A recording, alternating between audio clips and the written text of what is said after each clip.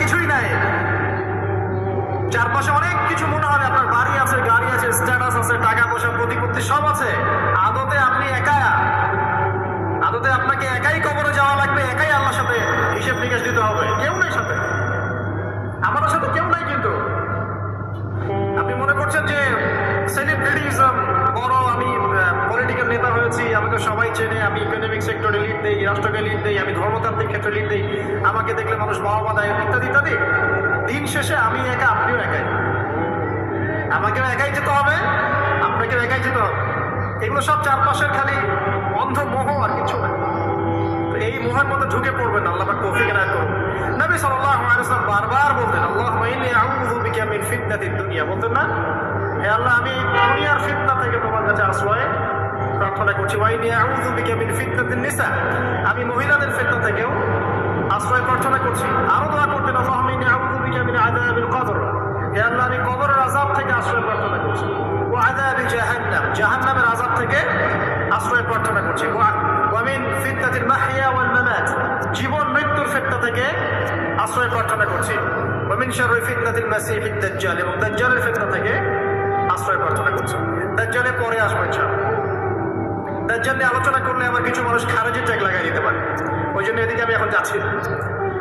হ্যাঁ, সামনে আসে। তো রিবার বিষয়টা বলছিলাম, আইয়ামে জাহিলিয়াতের যে সেই রিবা এখনকার বিশ্বে আছে কি নাই বলেন? ওই সময় না হয় মক্কায় ছিল, এখন কি সারা বিশ্বব্যাপী নাই? বিশ্বের কোনো কান্ট্রি রিবা মুক্ত না, বিশ্বের কোনো দেশ রিবা থেকে মুক্ত থাকতে পারবে না, এই বিশ্ব পরিচালনা যারা করছে ওদের আন্ডারে থাকলে। কখন হবে বিশ্ব রিবা মুক্ত? একদিন বিশ্ব রিবা মুক্ত হবে ইনশাআল্লাহ। একদিন না একদিন এই বিশ্বটা সুদ মুক্ত হবে ইনশাআল্লাহ তাআলা। তখন জালেম পার পাবে না, মাজলুমের রক্ত শ্রম বৃথা যাবে না ইনশাআল্লাহ। কবে, কত বছর পর আমি জানি না, কিন্তু এতটুকু জানি যে মালহামার পরে যখন আল মাহদি আসবেন, এবং তারপর যখন মাসীহুদ দাজ্জাল বের হবে এবং ঈসা ইবনে মারইয়ামকে আল্লাহ পাক নামিয়ে দিবেন, তার হাতে যখন দাজ্জাল নিহত হবে এবং জেরুজালেম থেকে যখন পুরো বিশ্ব শাসন করা হবে মুসলিমদের হাতে, তখন রিবা বলে কিছু থাকবে না পৃথিবীর ইনশাআল্লাহ। তার আগ পর্যন্ত এই অবস্থা সলভ হবে কিনা আমরা জানি না, হতেও পারে না, তবে ওই সময় যে হবে নিশ্চিত ইনশাআল্লাহ। আসুন, আইয়ামে জাহিলিয়াতের আরেকটা বড় পাপ ছিল, এই এক ভাই বলেছেন, সেটা হচ্ছে নারীর অবমাননা। কে বলেছে এই কথাটা? সামনে একজন। হ্যাঁ, আইয়ামে জাহিলিয়াতের অন্যতম একটা সেরা পাপ ছিল কি? নারীর অবমাননা। এটা নিয়ে কি বলতে হবে?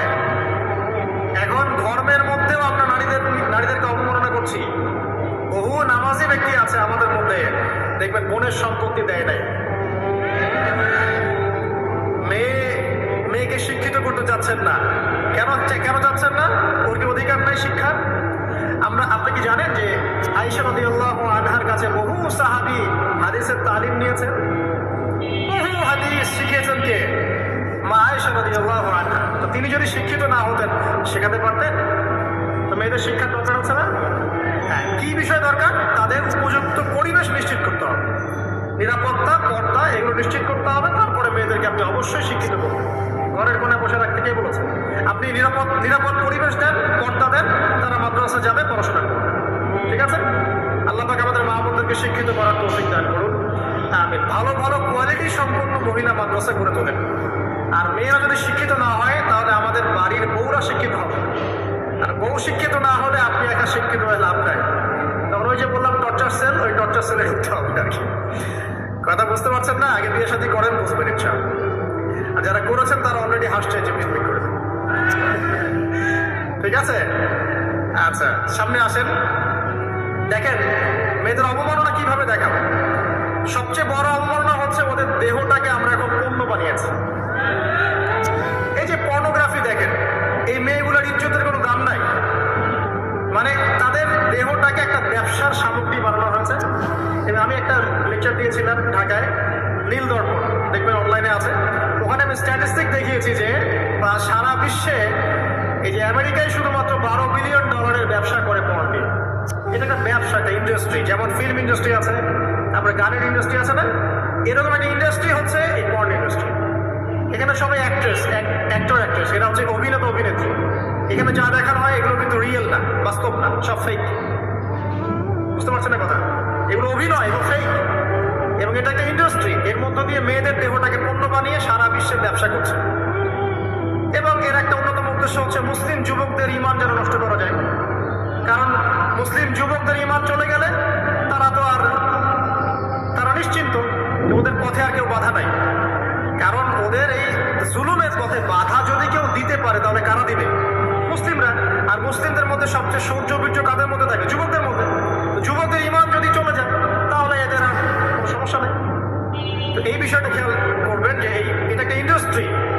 সো এখানে আমরা মেয়েদের দেহটাকে আমরা কি বানিয়েছি? পণ্য বানিয়ে দিয়েছি। আর এখন তো চলছে কাপড় খোলা সংস্কৃতি। প্রত্যেকটা সেক্টরে আপনি গিয়ে দেখবেন মেয়েদের ইজ্জত সম্মান আব্রুটাকে উন্মুক্ত করে এটাকে দিয়ে আমরা বিজনেস করছি। এটা একটা বিজনেস। যেখানে সমাধান কি? সমাধান আয়েশা রাদিয়াল্লাহু আনহা। সমাধান কে? সমাধান ফাতিমা রাদিয়াল্লাহু আনহা। সমাধান কে? সমাধান খাদিজা রাদিয়াল্লাহু আনহা। আমাদের মা, আমাদের বোন, আমাদের স্ত্রীদেরকে তাদের মতো করে মানুষ করতে হবে,